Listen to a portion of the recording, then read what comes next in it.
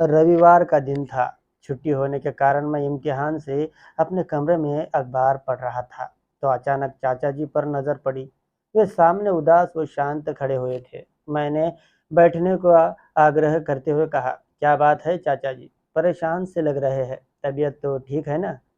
मैं ठीक हूँ बेटा, तुमसे कुछ कहना चाहता हूँ। बैठने के बाद चाचा जी ने धीरे से कहा। मैंने अखबार एक ओर रखते हुए कहा, तो कहिए ना चाचा जी। लेकिन चाचा जी शांत ही बैठे रहे। मैंने आग्रह करते हुए कहा, क्या बात है चाचा जी? जो दिल में है बेझिझक कह दीजिए। आपका कथन मेरे लिए आदेश है। चाचा जी की चुप्पी दरअसल मेरी बेचैनी बढ़ा रही थी। बेटा पवन, तूने कभी भी मेरी बात नहीं टाली है। आज भी इसी उम्मीद से तेरे पास आया हूँ। तेरी चाची का और मेरा विचार है कि तू मिताली से शादी कर ले, उसे सहारा दे दे। बेचारी कम उम्र में ही विधवा हो गई है और दुनिया में एकदम अकेली है। मायके में उसका कोई नहीं है। हम बूढ़ा बूढ़ी का क्या भरोसा, तब वह अकेली कहाँ जाएंगी? चाचा जी ने धीरे-धीरे अपनी बात रखी। उनकी आँखें सजल हो उठी थी, गला भराया था। मैं किंग करते हुए मूड सा चाचा जी की बातें सुन रहा था और क्या कहूँ समझ नहीं पा रहा था। मेरे सक्षम एक और चाचा-चाची का निर्णय था, तो दूसरी ओर मेरा प्यार जो पनप चुका था। मुझे लग रहा था कि यह बात सच है कि जीवन पथ का अगला मोड़ क्या और कैसा होगा, कोई नहीं जानता। आज जीवन पथ का ऐसा मोड़ मेरे सक्षम आ खड़ा हुआ था, जिसे मैं मुझे अपने परिवार के प्रति अपने कर्तव्य एवं अपने प्यार में से किसी एक का चुनाव करना था। मैं तो बहुत परेशान हो गया था। मैं क्या करूं और क्या ना करूं, मुझे तो कुछ भी समझ में नहीं आ रहा था। आज तक मैंने चाचा जी की बात को नहीं टाला था, बल्कि चाचा मेरा आदर्श थे। उनका कहा मेरे लिए पत्थर की लकीर जैसा था। तभी मैंने नाराज स्वर में कहा, चाचा जी, मुझे ज़रा सोचने का मौका दीजिए। तब चाचा जी ने कहा, पवन बेटा, क्या हुआ?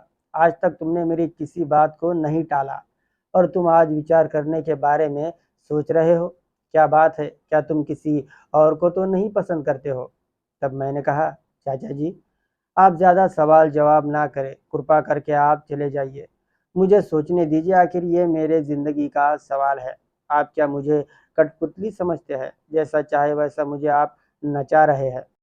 चाचा ने मेरी बात सुनी तो झट से मेरे कमरे से बाहर चले गए और मैं गहरी सोच में पड़ गया, क्योंकि मिताली भाभी दिखने में बहुत ही सुंदर थी और मुझे उसके साथ शादी करने में कोई आपत्ति नहीं थी।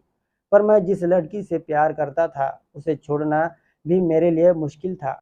तब मैंने सोचा, क्यों ना इस बारे में मिताली भाभी से बात करके देख लूं, शायद कुछ ज़रिया निकल कर आ जाए और मेरी मुश्किल थोड़ी-सी कम हो जाए। ऐसा सोचकर मैं मिताली भाभी के पास गया। तब भाभी जी अपने कमरे में बैठकर मूँगफलियाँ खा रही थी।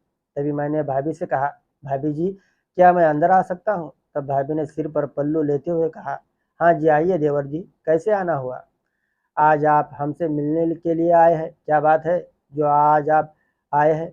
कुछ तो बात है। तब मैंने कहा, भाभी जी, बात ही कुछ ऐसी है। मेरे चेहरे की नाराज़गी देखते हुए भाभी जी ने कहा, पवन जी, क्या हुआ? कुछ परेशानी है क्या? तब मैंने ज़रा सांस लेते हुए कहा, भाभी जी, चाचा जी आए थे और उन्होंने ये कहा है कि मैं आपसे शादी कर लूँ। मेरी ऐसी बात सुनकर भाभी हैरानी से बोलने लगी, क्या बोल रहे हैं आप? तब मैंने कहा, भाभी, भाभी जी, ऐसा मैं नहीं बल्कि चाचा और चाची का कहना है। तब भाभी गुस्सा होते हुए बोली, लगता है चाचा जी का दिमाग खराब हो गया है। उन्हें तो छोटे बड़े का लिहाज ही नहीं है। अपने ज़िंदगी में तो कुछ तरक्की नहीं की और चले हैं दूसरों को सिखाने। तब मैंने खुश होते हुए कहा, वाह भाभी जी, आपने बात कहकर मेरा काम और भी आसान कर दिया। वाह क्या बात कही है आपने! आपने तो मेरे दिल का बोझ ही हल्का कर दिया, नहीं तो चाचा जी मेरे रास्ते ही लगाने वाले थे। सच कह रही हैं आप भाभी जी, चाचा जी का दिमाग सठिया गया है, वो आजकल कुछ भी बकने लगे हैं, उन्हें कंट्रोल करना होगा। तब भाभी ने कहा, आप पहले यह बताइए आपने क्या कहा चाचा जी से जब उन्होंने हम दोनों के शादी के बारे में बात कर रहे थे? तब मैंने कहा, भाभी जी, मैंने साफ कह दिया कि ये मेरे ज़िंदगी का सवाल है, मुझे ज़रा सोचने दीजिए। और आप क्या मुझे कठपुतली समझते हैं कि जैसा चाहे वैसा आप नचा रहे हैं? मेरा ऐसा कहते ही चाचा जी मेरे कमरे से फुर्र हो गए। तब भाभी ने कहा, अच्छा किया देवर जी आपने ऐसा बोलकर इस तरह से इस तरह से ही बात करनी चाहिए चाचा जी से, वो इसी लायक है। तब मैंने कहा भाभी जी, मैं किसी और को पसंद करता हूँ और उसी से ही शादी करना चाहता हूँ।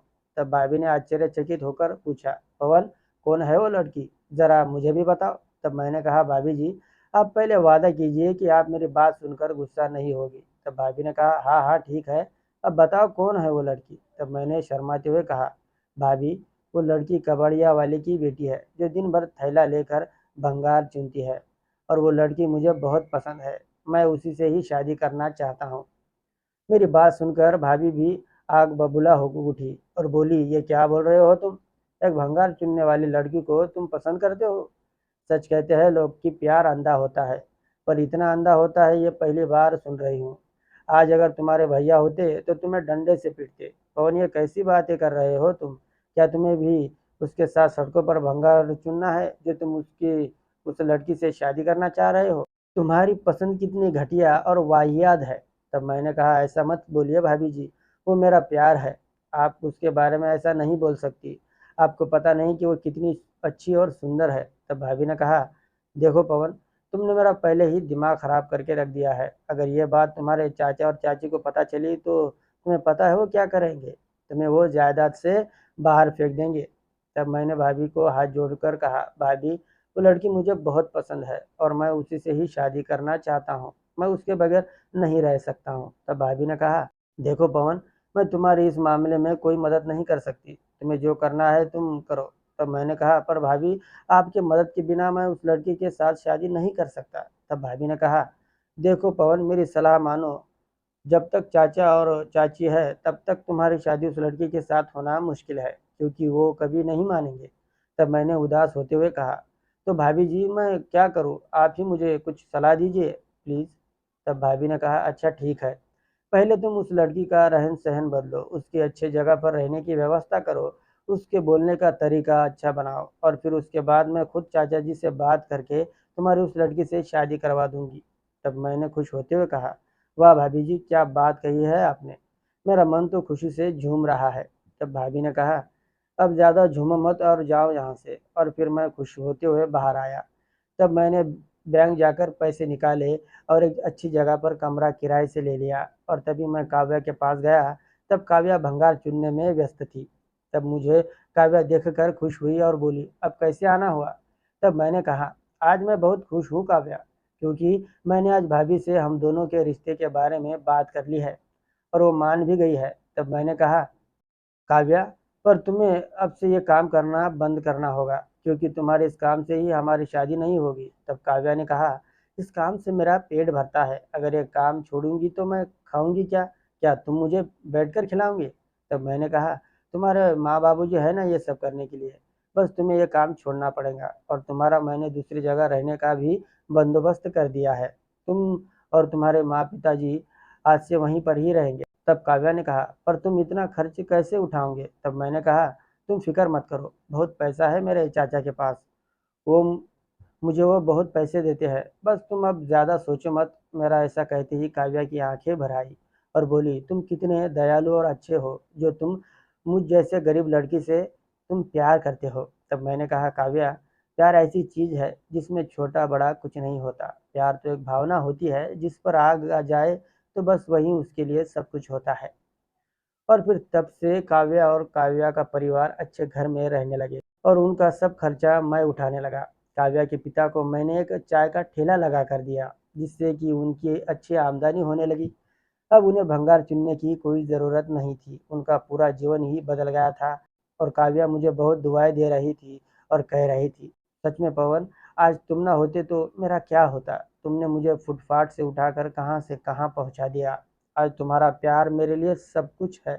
और फिर कुछ दिनों बाद भाभी ने चाचा से बात करके हम दोनों की शादी करवा दी। तब से काव्या और मैं खुशी से जीवन बिताने लगे। दोस्तों, उम्मीद है आपको ये छोटी सी कहानी पसंद आई होगी।